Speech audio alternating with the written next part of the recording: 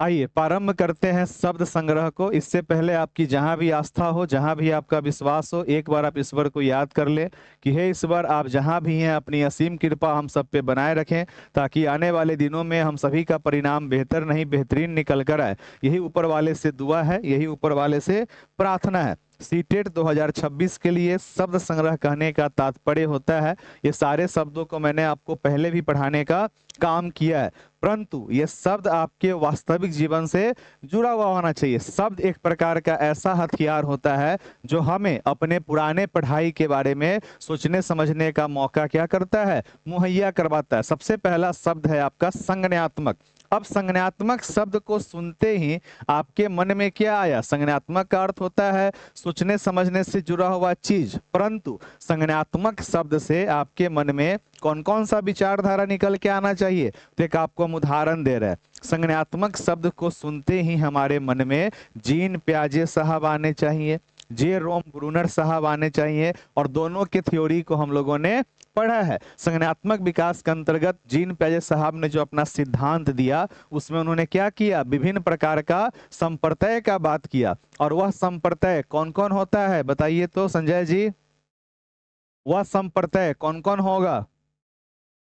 वह संप्रत्यय क्या क्या होगा आसिफ? Very good. आप बताइए माधुरी जी। क्या? अरे तीन आदमी से क्वेश्चन पूछ ले लिया, चौथा कैसे कि क्या मतलब? कहाँ क्लास में ना छिए? कौन कौन संप्रत्यय होगा?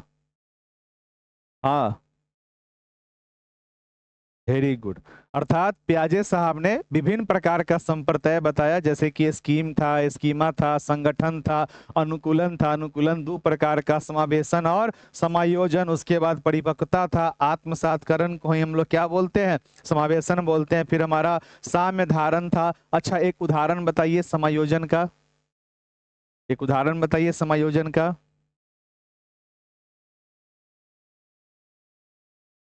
एक साथ समाहित करना, उसको बोलते हैं समायोजित। समायोजन का एक उदाहरण बताइए। Very good. कोई भी हमारा जो पूर्व ज्ञान है उसमें अगर हम लोग किसी प्रकार का बदलाव या संशोधन कर रहे हैं तो वह क्या कहलाएगा? हमारा समायोजन कहलाएगा। फिर प्याजे साहब का कै गो अवस्था? तो चार गो अवस्था। चार गो अवस्था का नाम बेबी जी? अब जोर जोर से बोलिए, अब अपना समय नहीं है लिपालोपी करने का, जल्दी जल्दी बताइए। अवस्था बताइए अभिषेक।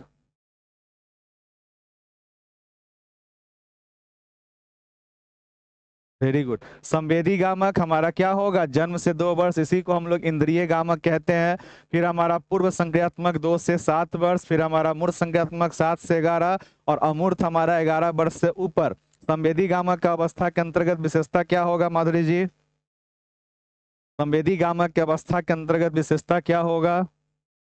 बच्चों के अंदर में कौन कौन सा गुण होगा संवेदी गामक में? ऑनलाइन वाले मित्र आप लोग भी चैट बॉक्स में बताते चलिएगा। अब ये बाकी 7 दिन के अंदर में हम आपको सारा पढ़ाई रिकॉल मुंह पर करवा देंगे, और जब बोलिएगा तब मुंह पर आएगा, सोचिएगा तो नहीं आ पाएगा। संवेदी गामक के अंतर्गत कौन कौन सा गुण होगा संजय जी? इंद्रियों के माध्यम से बच्चा अनुभव प्राप्त करता है। आगे छोड़ दीजिए, आप बताइए। वस्तु अस्तित्व का गुण होता है। वस्तु अस्तित्व का अर्थ क्या होगा बेबी जी? चलिए गया ना। वस्तु अस्तित्व का अर्थ क्या होगा? छिपी हुई वस्तु को ढूंढ निकालना। वस्तु अस्तित्व के बाद स्थगित अनुसरण। स्थगित अनुसरण का मतलब क्या होगा?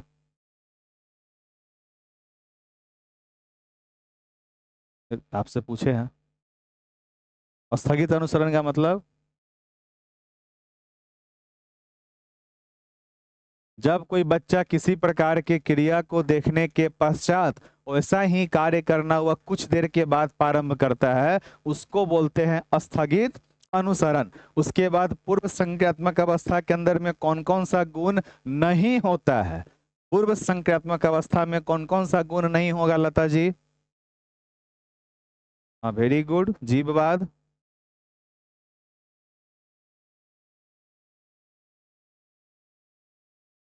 जोर से बोलिए कि और दोस्त सभी सुने।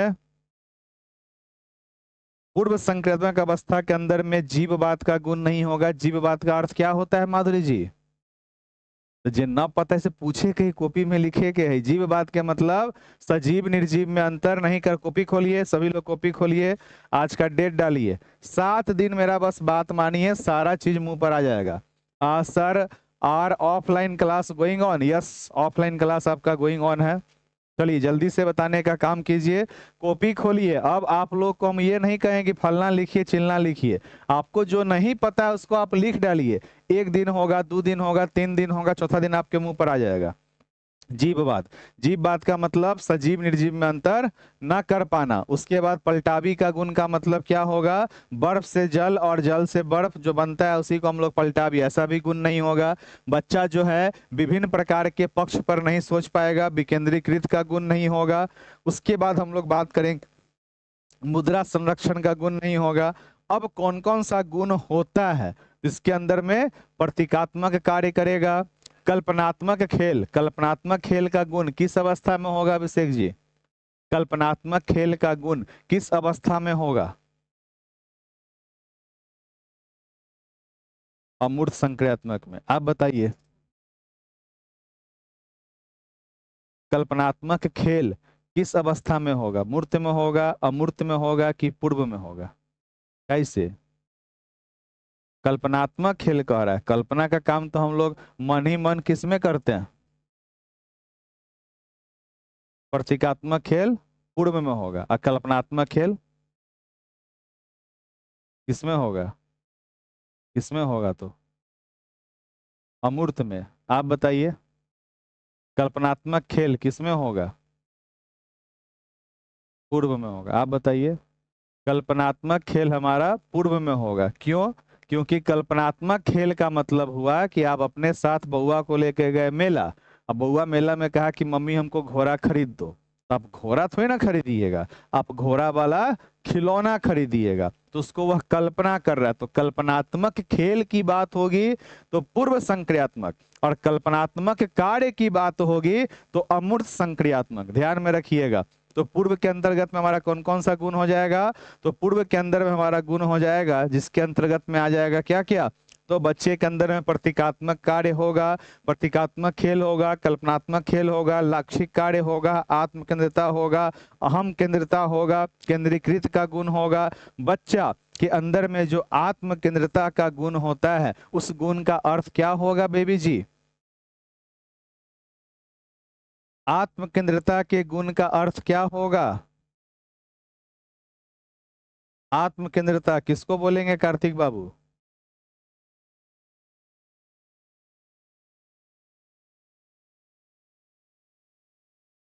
किसको कहेंगे शिवम? आत्म केंद्रिता का मतलब हो जाएगा जब बच्चा जीद पे अड़ जाए, उसी को बोलते हैं ईगो सेंटर, कि हम यही काम करेंगे यही काम करेंगे, आत्म केंद्रिता। मगर अहम केंद्रिता का मतलब हो जाएगा जिसको वाइगोस्की बोलते हैं व्यक्तिगत वार्ता, और जीन प्याजे बोलेंगे अहम केंद्रिता। मगर कभी कभी आपके एग्जाम के ऑप्शन में अहम केंद्रिता के जगह पे आत्म केंद्रिता के भी शब्द का क्या रहता है? उपयोग किया रहता है। मगर अगर दोनों के बीच में अंतर देखना हो तो आत्म केंद्रिता का मतलब क्या हो जाएगा? जब बच्चा किसी जिद पे अड़ जाए, इसी को बोलेंगे ईगो सेंटर व्यवहार, कि हम यही आइसक्रीम खा रहे हैं तो आपको भी यही खाना पड़ेगा। और अहम केंद्रिता का मतलब बोलते हैं प्याजे साहब कि जब बच्चा अपने आप को, अपने कार्यों को क्या करता है? दिशा निर्देश देने का काम करता है, अपनी क्रियाओं को विनियमित करने का काम करता है, तो वह क्या कहलाएगा? अहम केंद्रिता कहलाएगा। फिर हम लोग पढ़े थे मूर्त संक्रियात्मक, फिर हमारा अमूर्त। उसके अलावा संज्ञानात्मक विकास के अंदर में एक और मनोवैज्ञानिक है जिनका नाम क्या है? Jerome Bruner. ब्रूनर साहब ने क्या दिया? तो ब्रूनर साहब ने अपने सिद्धांत में 3 शब्द दिया, EIS। EIS का मतलब क्या होगा?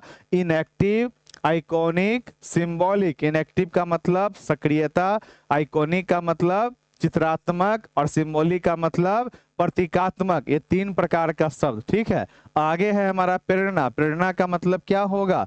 तो किसी भी प्रकार के कार्य को करने का जो हमारा आंतरिक सोच होता है उसी को हम लोग क्या कहेंगे? प्रेरणा के नाम से जानेंगे। प्रेरणा हमारा 2 प्रकार से कार्य करता है। प्रेरणा से हमारा शब्द बना हुआ है कौन सा? तो अभिप्रेरणा बना है। अभिप्रेरणा कितने प्रकार से? तो बाह्य और आंतरिक। अगर आप इस क्लास में उपस्थित इसलिए हैं कि आपको चॉकलेट चाहिए तो वह क्या हो गया, बाह्य अभिप्रेरणा। मगर आप क्लास में अपने चाहत से हैं कि अब की बार सीटेट निकला तो निकला, ना तो फिर हम आगे से सीटेट पे ध्यान नहीं देंगे, तो ये हमारा क्या हो गया, बाह्य के आंतरिक। तो आंतरिक, जैसे कि पिछले क्लास में एक मित्र थे, उनका नाम क्या था, सलोनी जी, नाम सुने थे, सलोनी, क्या नाम था उनका, जो मैडम है कोचिंग में, सोनाली मैडम, ठीक है। सोनाली मैडम का क्या कहना था कि इस बार सीटेट मेरा हुआ तो हुआ, नहीं तो हम आगे से नहीं देंगे। आखिर वह दिन रात मेहनत करके 91 को नंबर लाई, अब आगे अपने बीपीएससी की पढ़ाई में लग गई।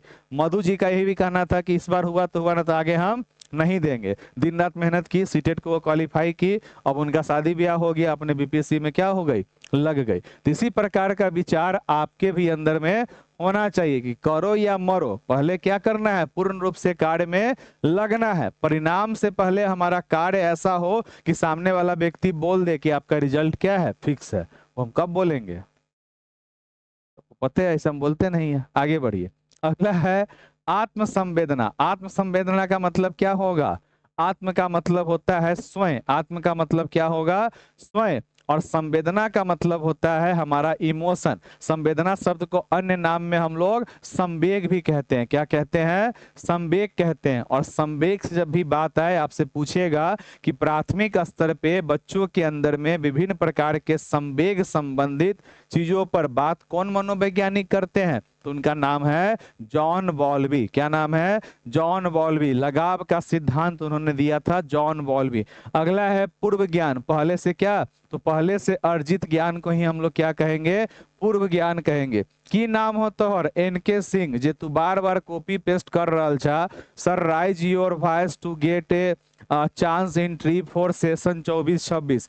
जे तू बार बार मैसेज कॉपी पेस्ट कर रहा छा, ये मैसेज तोरा कहाँ पे करे के चाहिए, बड़का बड़का प्लेटफॉर्म पर, जहाँ पे तू सब शेयर कर करके 5-5 लाख के ऑडियंस के पार कराबी छो। यहाँ पर अभी पढ़ रही 40 गो 50 गो आदमी, 40-50 आदमी अभी यहाँ पे लाइव में पढ़ रही। यहाँ पर हम वॉइस के उठाइए के हमार बात कहाँ तक पहुँचते, तो उसके लिए पहले आपको क्या करना पड़ेगा, इस चैनल को, इस वीडियो को शेयर करते हुए दोस्तों के संख्या को बढ़ाना पड़ेगा। और दोस्तों का संख्या आप बढ़ाइएगा नहीं शेयर करके, अब बार बार आप पिछले 10 मिनट से कॉपी पेस्ट किए जा रहे हैं एनके सिंह जी, तो हमारे पास में ऑडियंस रहेगा तब ना हम आवाज उठाएंगे। आप ऑडियंस प्रदान कीजिएगा गुरु सर को, गुरु माता को, जिया जी को, भाभी को, आप बोलिएगा हमको आवाज उठाने के लिए। कैसे काम चलेगा, हम जो बोलते हैं मुंह पर बोलते हैं, आपको अच्छा लगे या बुरा लगे, डजेंट मैटर।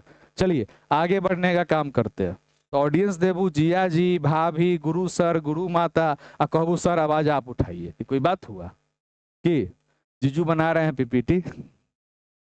आगे बढ़ते हैं। संवेदनशील अवधि, तो कितने लोगों को पता है इस तरह का बात, आप जानते हैं नहीं जानते हैं, अच्छा आज सुनाएंगे आप लोगों को आगे।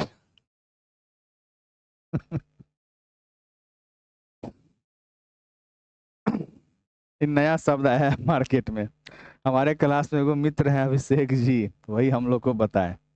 हम कह रहे तोरा की कैसे भेग ले। संवेदनशील अवधि का मतलब क्या होगा, एक प्रकार का ऐसा पीरियड जो हमारे लिए क्या हो, बहुत ज्यादा इंपॉर्टेंट हो। जैसे कि अभी 30 दिन का समय हमारे पास बचा है, तो हमारे लिए क्या हुआ, सीटेट की तैयारी के लिए ये संवेदनशील अवधि हुआ कि यहाँ पर आपको दिन रात क्या करना चाहिए, मेहनत में लगना चाहिए। बहुबुद्धि का सिद्धांत किसने दिया था, तो जब जिनसे पूछे वही बोलने का काम करे। अंतिम 30 दिन में यही सब चलता है, इसलिए जिनसे पूछेंगे वही बोलेंगे, और जब आपकी बारी आएगा तो आप बोल नहीं पाइएगा। इसीलिए हम बोल रहे हैं कि जब जिनसे जो पूछेंगे वही बोलिएगा, और जब आपसे पूछेंगे तो आप उस समय अपना जवाब नहीं दे पाइएगा। तो बहुबुद्धि का सिद्धांत कौन दिया था, गार्डनर साहब दिए। गार्डनर साहब ने 9 प्रकार के बुद्धि के बारे में बताया। 9 प्रकार में सबसे इंपॉर्टेंट 2 आपको हम समझाए हुए हैं इंग्लिश के नाम में, और वह 2 क्या समझाए हैं, इंटरपर्सनल और इंट्रापर्सनल। इंटर का मतलब किसी दूसरे व्यक्ति को समझना, और इंट्रा का मतलब स्वयं को समझना। बाकी जितना भी बहुबुद्धि है वो सभी लोग बता दीजिएगा ना। आगे बढ़ने का काम करते हैं। अगला हमारा निर्माणवाद का सिद्धांत किसने दिया, निर्माणवाद का सिद्धांत किसने दिया, जीन पियाजे साहब के संज्ञानात्मक सिद्धांत को ही हम लोग क्या बोलते हैं, निर्माणवाद का सिद्धांत बोलते हैं। निर्माण का मतलब क्या होता है, रचना करना, और रचना का अर्थ ही क्या होगा हमारा, तो रचनावादी विचारधारा होगा। और ये कौन दिए थे, तो जीन पियाजे साहब ने दिया था। सिद्धांत को हम लोग निर्माणवाद के सिद्धांत के भी से जानते हैं। अगला है हमारा सामाजिक अधिगम। सामाजिक अधिगम के अंतर्गत किसकी बात आएगी, तो लेव वाइगोस्की की बात आएगी। और वाइगोस्की साहब से संबंधित विभिन्न प्रकार की विचारधारा को बताइए तो संजय जी। वाइगोस्की साहब से संबंधित विभिन्न प्रकार के शब्द जो कि मैंने आपको पढ़ाया था, टोटल शब्द कै गो, तो 8 गो शब्द हम पढ़ाए थे। बताइए वह 8 शब्द कौन कौन है। भाषा, संस्कृति, समाज, उसके बाद हाँ स्कैप फोल्डिंग, पार ढांचा मचान, MKO, और उसके बाद क्या हो जाएगा हमारा व्यक्तिगत वार्ता, जिसे हम लोग निज वाक्य के भी नाम से जानते हैं। उसके बाद स्कैप फोल्डिंग का मतलब होता है शिक्षक द्वारा दिया गया सहायता, अस्थाई नहीं, कैसा, तो अस्थाई सहायता। व्यवहारवाद का मतलब, तो व्यवहारवाद अपने आप में एक प्रकार का विचारधारा है, जहां पर विभिन्न प्रकार के मनोवैज्ञानिक में जेबी वाटसन कौन है, तो जेबी वाटसन व्यवहारवाद के जनक हैं। और इसके अंतर्गत हम लोग BF स्किनर और इवान पावलव की बात करते हैं। व्यवहारवाद का विचारधारा क्या दर्शाता है, तो व्यवहारवाद कहता है कि किसी प्रकार के कार्य को अगर हम लोग बार बार क्या कर रहे हैं, दोहराने का कार्य कर रहे हैं, तो वह कार्य में हम लोग क्या हो जाएंगे, निपुण हो जाएंगे। इसी को हम लोग क्या कहेंगे, व्यवहारवाद का विचारधारा के नाम से जानेंगे। दूध का ले लो।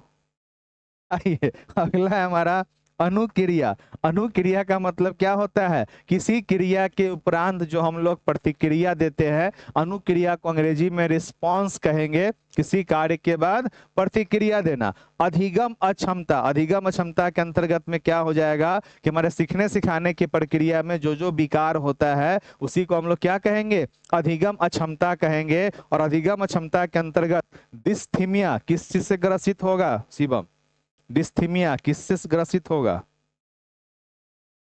डिस्थीमिया किससे होगा।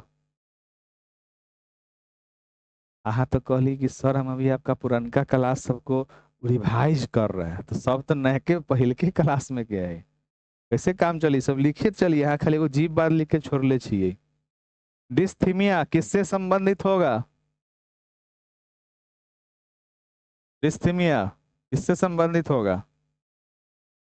अब आप लोग को हम क्या बोले थे कि बीच में बोल रहे थे, जब पूछेंगे तो बोल नहीं पाइएगा। डिस्थीमिया हमारा होता है तनाव से संबंधित, किससे, तनाव से। हड्डी से संबंधित होगा उसको बोलते हैं डिस्प्रेक्सिया।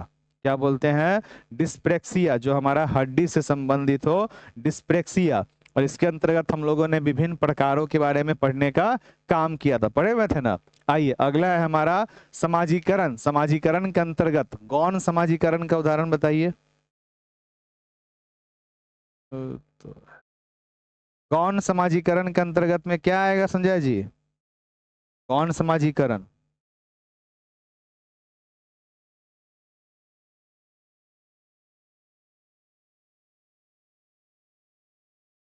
नया शब्द है ना, ये नया शब्द नहीं है। जब जब हम लोग समाजीकरण पढ़े हैं तब तब हम लोग पढ़े हैं। समाजीकरण हमारा 2 प्रकार का, प्राथमिक और द्वितीयक।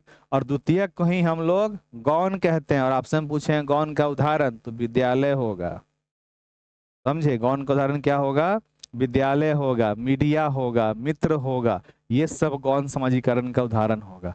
आत्मबोधन का मतलब, आत्मबोध मतलब कि खुद से खुद को जानना। सक्रिय अधिगम एक प्रकार का ऐसा अधिगम जहां पर बच्चा खुद भाग लेकर पढ़ने का काम करे। पुनर्बलन कितने प्रकार का होता है बेबी जी, दोनों का अंतर बताइए। अंतर बताना है, नाम नहीं। पुनर्बलन 2 प्रकार का, जैसे कि अभी आप क्लास में उपस्थित हैं अपने मन से, आप अपने चाहत से इस क्लास में उपस्थित हैं, वो हुआ सकारात्मक। और वहीं पर आपके स्वामी जी कहते हैं न गेले तो हड्डी तोड़ दो, तो हड्डी तोड़ने से बचने के लिए आप क्लास में उपस्थित हैं, तो वो भी क्या हो गया हमारा नकारात्मक। अर्थात पुनर्बलन हमारा 2 प्रकार का, सकारात्मक और नकारात्मक। जब भी कोई ऐसा कार्य हम लोग अपने चाहत से करते हैं तो सकारात्मक, और कार्य करेंगे मगर किसी के डर से करेंगे, भय से करेंगे, तो वो क्या हो जाएगा, नकारात्मक पुनर्बलन हो जाएगा। पुनर्बलन की बात कौन मनोवैज्ञानिक करते हैं माधुरी जी? BF Skinner. तो सब लिख, कहाँ लिखे हैं आप, जीव बात लिखे हैं, लिखिए पुनर्बलन स्किनर, फिर आगे लिखना है 1-2 दिन मैडम बस हम टोकम, फिर टोकना ही बंद कर दे, सब लिखते चलिए। कौन कॉपी में? कॉपी किससे मतलब थोड़ी ना है, मुंह पर हो गए चाहिए, जितना बार ना है तो उतना बार लिखे के, अरे भलैया कॉपी में लिखल है, जय बार नहीं आएगा तय बार लिखना है, तब ना यहाँ पे डेट डालिए, देखिए सब लोग लिख रहा है और सबके कॉपी में लिखा हुआ है, जय बार नहीं आए तय बार लिखिएगा तो आपके माइंड में आएगा, कॉपी में तो सबके लिखल ही सारा चीज, ये आज से 1 महीना पहले भी पढ़ाए थे, 2 महीना पहले भी पढ़ाए थे, तो कॉपी में सबके होगा, ये नहीं कि हमारा इंक का पेन का फेरा में पढ़ना, नहीं बार बार लिखते रहना है। तो कहाँ पे थे हम लोग? Sir this is a special offline class, ना ना कोई स्पेशल नहीं है। पुनर्बलन का मतलब क्या हो जाएगा, तो इसकी बात करेंगे बीएफ स्किनर साहब, और स्किनर साहब के साथ 2 प्रकार की और क्रियाएं, एक को बोलते हैं ऐच्छिक और दूसरा को अनैच्छिक, ये भी माइंड में रखिएगा। उपेक्षा, उपेक्षा का मतलब क्या होता है, ध्यान न देना, उपेक्षा का मतलब ध्यान न देना, व्यंग करना, और अपेक्षा का मतलब आपसे कुछ उम्मीद लगा के रखना। अनुकरण, अनुकरण का मतलब क्या होगा, किसी भी प्रकार से नकल करना, परिवेश वातावरण या माहौल। मानसिक आयु का मतलब जो हमारा जिस समय जिस स्टेज पे जिस समय का हमारा लेवल होता है उसी को हम लोग क्या बोलेंगे, मानसिक आयु। नैतिक विकास, सही और गलत की समझ, और नैतिक विकास से संबंधित हम लोगों ने पढ़ा था एक मनोवैज्ञानिक के बारे में, और उस मनोवैज्ञानिक का नाम क्या है संजय जी? नैतिक विकास से संबंधित मनोवैज्ञानिक का नाम क्या है? हम्म, क्या है नाम? हाँ, लॉरेंस कोलबर्ग। कोलबर्ग साहब का थ्योरी बताइए, लॉरेंस कोलबर्ग साहब का थ्योरी। ऑनलाइन वाले मित्र आप लोग बताइए कितना प्रकार का संप्रत्यय, कितना प्रकार का चरण, कितना प्रकार का अवस्था? नहीं। बताइए। 2 प्रकार का संप्रत्यय, कौन कौन? नैतिक दुविधा और नैतिक तर्कना। लॉरेंस कोलबर्ग साहब अमेरिकी मनोवैज्ञानिक थे जिन्होंने एक विचारधारा प्रस्तुत किया, नैतिक विकास का सिद्धांत। अपने इस सिद्धांत को प्रस्तावित करने के लिए उन्होंने क्या किया था, अपने आसपास के विद्यालय प्रांगण में जाकर बच्चों को एक लघु कथा सुनाने का काम किए, और वो लघु कथा किससे संबंधित था, तो हिंज नाम के व्यक्ति से संबंधित था। अपने सिद्धांत में उन्होंने 2 प्रकार का संप्रत्यय, नैतिक दुविधा और नैतिक तर्कना दिया। नैतिक दुविधा का मतलब कि जब हम किसी समस्या में फंस जाए और उसका समाधान हमें पता ना चले, दैट्स कॉल्ड नैतिक दुविधा। और नैतिक तर्कना का मतलब उस समस्या से बाहर निकलने के लिए हम जो तर्क वितर्क करना प्रारंभ करते हैं उसको हम लोग क्या कहेंगे, नैतिक तर्कना कहेंगे। अपने सिद्धांत में उन्होंने 3 प्रकार का चरण और 6 प्रकार का अवस्था दिया। प्रथम पूर्व परंपरागत 4 से 10 वर्ष, इसमें सोच हमारा कैसे होगा परिवार के अकॉर्डिंग होगा। इसमें 2 प्रकार का अवस्था, प्रथम क्या होगा, दंड और आज्ञा पालन, दूसरा क्या होगा हमारा, जैसे को तैसा। ऐसा कोई कार्य जहां पर हम लोग किसी प्रकार के काम को या तो आज्ञा का पालन करने के लिए या दंड से बचने के लिए कर रहे हैं तो क्या कहलाएगा, प्रथम अवस्था। ऐसा कोई कार्य जहां पर हम लोग लोभ के वजह से, लालच के वजह से या बदला लेने के वजह से कर रहे हैं तो क्या कहलाएगा, दूसरा अवस्था, जैसे को तैसा। दूसरा चरण क्या होगा, परंपरागत 10 से 13 वर्ष का, इसमें सोच हमारा समाज के अकॉर्डिंग होगा। और इसमें 2 प्रकार का अवस्था, प्रथम अच्छा लड़का अच्छा लड़की। ये वाला प्रश्न जब आएगा आपके एग्जाम में तो ऐसा कोई प्रश्न जहां पर कोई बच्चा प्रशंसा के लिए कोई कार्य कर रहा है, अपने प्रशंसा करवाने के लिए, तारीफ करवाने के लिए, तो वो क्या होगा, अच्छा लड़का अच्छा लड़की। और कोई बच्चा समाज में बनाए गए नियमों का पालन कर रहा है तो वह होगा कानून में विश्वास रखना। तीसरा हमारा होगा उत्तर परंपरागत, कितना, तो 13 वर्ष से ऊपर। उसमें 2 प्रकार, कानून में बदलाव या संशोधन संभव है, और सबसे लास्ट में होगा सार्वभौमिकता। अब चलिए इतना सारा बात माधुरी जी यहाँ बोलिए,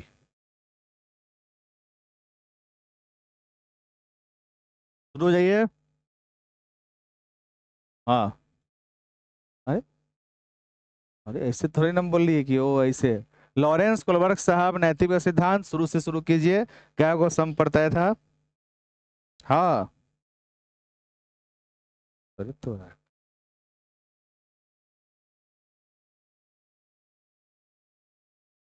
हाँ बेबी जी बोलिए। नेक्स्ट क्लास से ये सारा शब्द आप लोग के मुख्य बिंदु में होना चाहिए। बेबी जी आप बोलिए। ना ना, अगर बोलने में अलबला जाइएगा, सुनिए मेरी बात, अगर बोलने में अलबला जाइएगा तो क्वेश्चन बनाने में अलबला जाइएगा। अगर आपसे आपका हम नाम पूछे आपका नाम क्या है तो कहीं नहीं अलबला जाते हैं। पट से बोल दीजिएगा माधुरी कुमारी, पट से बेबी कुमारी। उसमें भी तो अलबलाना चाहिए ना, बोलने का क्रिया है। तो अगर हमें पता है तो हम अलबलाएंगे नहीं, और नहीं पता है तो हम अलबलाएंगे। अलबलाहट हमारे यहाँ पे भी होगा और एग्जाम के क्वेश्चन में भी होगा। तो इस प्रक्रिया को कैसे हम लोग ठीक कर सकते हैं? लगातार बोल के। जो भी हमारे ऑनलाइन वाले मित्र हैं, आप ऐसा मत सोचे कि काश हम भी वहां पे उपस्थित होते, नहीं। आप मेरे साथ दोहराने का काम कीजिए, आप वीडियोज के माध्यम से दोहराने का काम कीजिए। जितना बोलिएगा उतना ज्यादा आप खुलिएगा, और जितना चुपिएगा उतना ज्यादा आप फंसिएगा। डिपेंड करता है आपके ऊपर में, ठीक है। तो कोलवर्ग साहब को, जीन प्याजे साहब को, लेव बाइगोस्की साहब को, स्किनर साहब को, गार्डनर साहब को, उसके बाद बेंडूरा साहब को, उसके बाद थोड़ा बहुत जेरोम ब्रूनर साहब को, इन तमाम प्रकार की विचारधारा को अपने माइंड में रखना है। और शारीरिक विकास क्या है? तो अपने आप में सीमित क्षेत्र था उसका। शारीरिक विकास रखेंगे, और साइकोमोटर डेवलपमेंट मनोगत्यात्मक विकास रखेंगे। और मनोगत्यात्मक विकास कै प्रकार के? कौन कौन? चलिए कौन कौन आ रहे थे?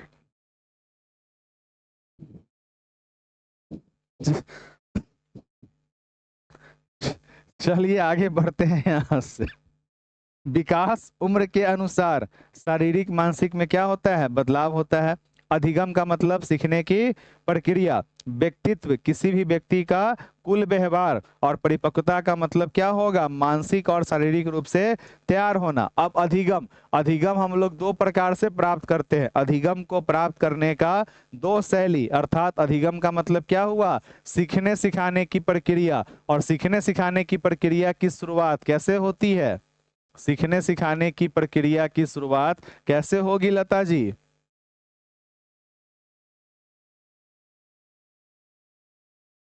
कैसे होगी? नहीं। सबसे पहला हमारा, हाँ बोल सकते हैं, सबसे पहले हम लोगों का अनौपचारिक माध्यम से हम लोग क्या करते हैं? चीजों को समझना प्रारंभ करते हैं, जो कि एक प्रकार से हमारा अर्जन का प्रक्रिया होता है। और आपका हिंदी हो, संस्कृत हो, मैथिली हो, उर्दू हो, इंग्लिश हो, वहां पर ये चीज आपको देखने को मिलेगा। और दूसरा प्रक्रिया हमारा क्या होता है? तो दूसरे को हम लोग कहेंगे औपचारिक, और इसी औपचारिक को हम लोग कहते हैं फॉर्मल। और यही हमारा क्या कहलाता है? अधिगम का प्रक्रिया। अर्थात शुरुआती दौर में हम लोग अपने आसपास से चीजों को कनेक्ट करके समझने का काम करते हैं। अपने विभिन्न प्रकार के बिंदुओं को अपने वास्तविक जीवन से जोड़कर पढ़ने का काम करते हैं। और ये दो प्रक्रिया के माध्यम से हमारा अधिगम का कार्य शुरू होता है। क्योंकि एक बच्चा विद्यालय जाने से पूर्व किसका समझ रखता है? तो भाषा का समझ रखता है। और विद्यालय जाने से पूर्व गणित का समझ रखता है। और विद्यालय जाने से पूर्व जो बच्चे में गणित का समझ होता है, उस अवधारणा को क्या बोलते हैं संजय जी?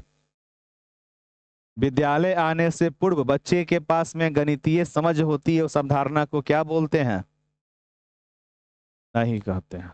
क्या कहते हैं बेबी जी? क्या कहते हैं माधुरी जी? क्या कहेंगे आसिफ?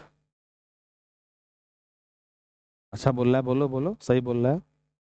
हाँ, हाँ के नाम आसिफ है? क्या बोलेंगे? संख्या पूर्व अवधारणा। हमारे जो कमजोर साथी हैं, जो डरे हुए हैं, जानबूझ के नहीं बोल रहे हैं, वो शुरू कीजिए। वो अगर बोलने लग जाएंगे तो अपने मन रिजल्ट बन जाएगा। ठीक है।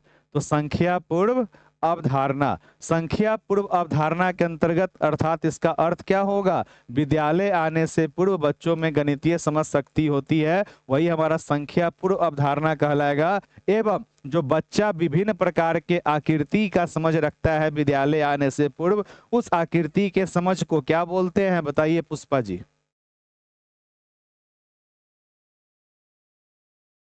हम की कह ले रहियो ह जे पूछम से बोल न पाएम और जे न पूछम से यहाँ पट पट बोलम, उसको बोलते हैं दृश्यीकरण या चाउस्कीकरण। पढ़ाए नहीं थे वेन हिले साहब का सिद्धांत? वेन हिले साहब का सिद्धांत में हम लोग पढ़े हुए थे आकृति की समझ शक्ति क्या कहलाएगी? दृश्यीकरण, या उसी को चाउस्कीकरण, या उसी को मानसिककरण के भी नाम से जानते हैं। वेन हिले साहब ने 4 प्रकार का स्तर दिया था अपने सिद्धांत के अंदर में। वेन हिले साहब के सिद्धांत को हम लोग क्या बोलते हैं? ज्यामिति चिंतन का सिद्धांत। ज्यामिति चिंतन का सिद्धांत किसने दिया? तो वेन हिले साहब ने दिया ज्यामितीय चिंतन का सिद्धांत। अपने सिद्धांत के अंतर्गत उन्होंने 4 स्तर का बात किया। कहने को ये 4 है, परंतु होता कितना है? 5 प्रकार का होता है, परंतु इसकी शुरुआत कहाँ से होती है? तो स्तर नंबर 0 से होगा, फिर हमारा स्तर नंबर 1 होगा, फिर हमारा स्तर नंबर 2 होगा, फिर हमारा स्तर नंबर 3 होगा, फिर हमारा स्तर नंबर 4 होगा। 0 का मतलब जब बच्चा अपने आसपास के चीजों के आकृति को सिर्फ उसके बनावट से पहचाने। जैसे कि मान लीजिए कि मैंने आपसे पूछा, और मैंने आपसे क्या पूछा? तो मान लीजिए कि मैंने आपसे कोई गोला चीज दिखाकर पूछा, तो बच्चा क्या बोलेगा कि ये मम्मी का कंगन है, कचौड़ी है, रोटी है। उसी को बोलेंगे दृश्यीकरण या चाउस्कीकरण के भी नाम से जानते हैं। क्या बोलते हैं? चाउस्कीकरण या दृश्यीकरण बोलते हैं। क्या बोलेंगे? चाउस्कीकरण या दृश्यीकरण। उसके बाद स्तर नंबर 1 की अगर हम लोग बात करेंगे तो इसमें बच्चा उसका नाम जानेगा, इसे हम लोग क्या बोलेंगे? विश्लेषण स्तर बोलेंगे। उसके बाद स्तर नंबर 2 में बच्चा नाम के बाद उसका गुण जानना प्रारंभ करेगा, और यहीं पर बच्चा समझेगा कि एक वर्ग हमारा आयत भी हो सकता है। एक वर्ग जो है हमारा आयत भी हो सकता है। और इसी को क्या बोलते हैं? अनौपचारिक या संबंध निर्माण की अवस्था भी कहेंगे। क्या कहेंगे? संबंध निर्माण या अनौपचारिक के नाम से जानेंगे। उसके बाद तीसरा होता है जहां पर बच्चा विभिन्न प्रकार के आकृति के गुण के बाद क्या समझे? तो आकृति के गुण के बाद उसके नियम कानून व्यवस्था को भी जाने। एगो भाई पानी के बोतलों नॉर्मल वाला ला देना। क्या तुम अभी आए हो तो ना तुमको ऐसा लग रहा है? पढ़ने में सबको कंफर्ट है।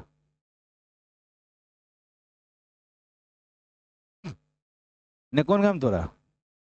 काम खत्म तो ना अभी? अब चलना है कोचिंग, तुमको जाना, फिर तुम 5 बजे, 5 बजे तुम आएगा, तुमको कंफर्ट मिलेगा। चलिए हम लोग कहाँ पे थे?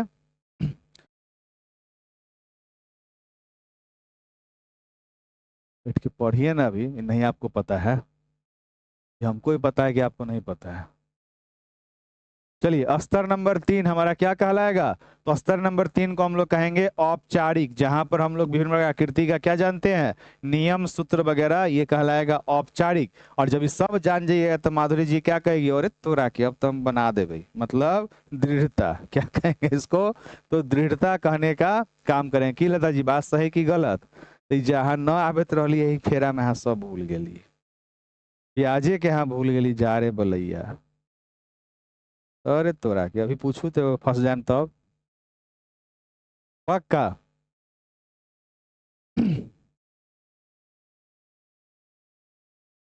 लिखिए, पहले लिखिए। औपचारिक मतलब होता है जब कोई बच्चा आकृति का नियम, गुण, सूत्र, जैसे कि वर्ग का तो पहले नाम बोल दिया, वर्ग का नाम भी जान गया, अब उसका गुण भी जान गया, उसका सूत्र जानेगा। वर्ग का क्षेत्रफल क्या होगा? भुजा स्क्वायर होगा। वर्ग का परिमाप कैसे निकालेंगे? 4 गुने भुजा से निकालेंगे। ठीक? नहीं, दृढ़ता का मतलब आत्मविश्वास कि अब अब ज्यामिति का कुछ भी हम बना सकते हैं। जीन पियाजे साहब के अनुसार एक वयस्क का डैश बराबर होता है, डैश बराबर होता है, और डैश बराबर नहीं होता है। बताइए। डैश बराबर होता है और डैश बराबर नहीं होता है।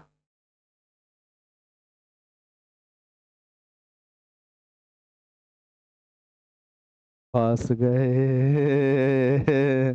चलिए तो ये हम लोग जल्दी से बताइए, लिखने का काम कर लिए। वेन हिले साहब का ज्यामितीय चिंतन का सिद्धांत। Sir this can be import class. Import class एक कथी लिख रहा है रिंकू? लग रहा है फिर आप लोगों का जो क्लास का है ना ट्रांसलेशन हो गया हुआ है। हम वही सोच रहे हैं कि अचानक से आप सभी लोग, अचानक से आप सभी लोग इंग्लिश कैसे बोलने लगे, हम आश्चर्य में पड़े हुए थे। लग रहा है इस क्लास में हाँ हाँ हाँ हाँ।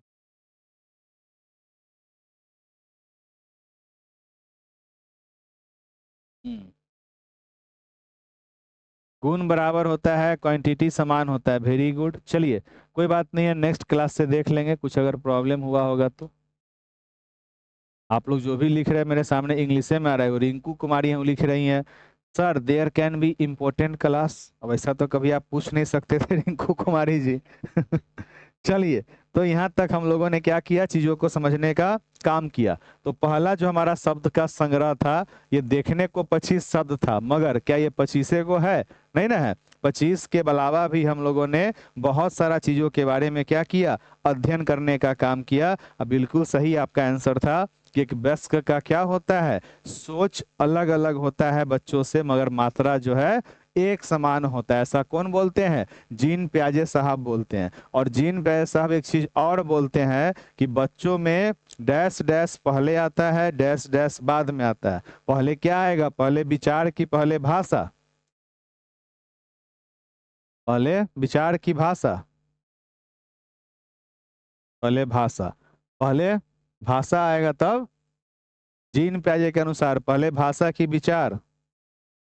अब वाइगोस्की के अनुसार, वाइगोस्की साहब कहते हैं पहले भाषा तब विचार, और जीन प्याजे कहते हैं पहले विचार तब भाषा। ये सारा हमारे शब्द संग्रह का क्या था, पाठ था। ठीक है, अब यहाँ से एक वो चीज आपको क्रॉस चेक करने के लिए, आइए लिखने का काम कीजिए। एक, आप सभी लोग ऑनलाइन ऑफलाइन दोनों लिखिए।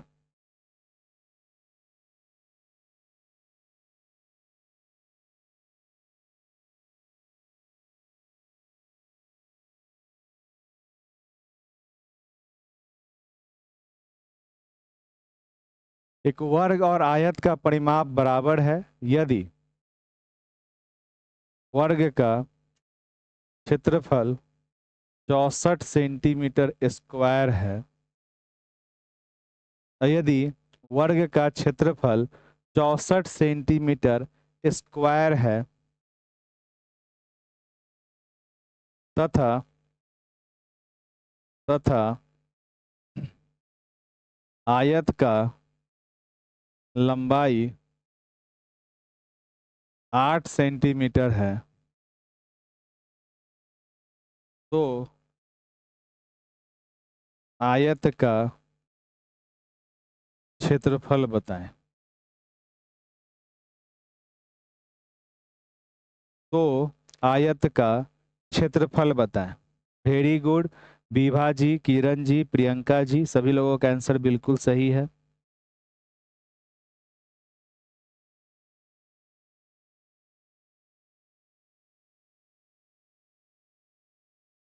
कमेंट सेक्शन में अपना आंसर बताएं। धन्यवाद।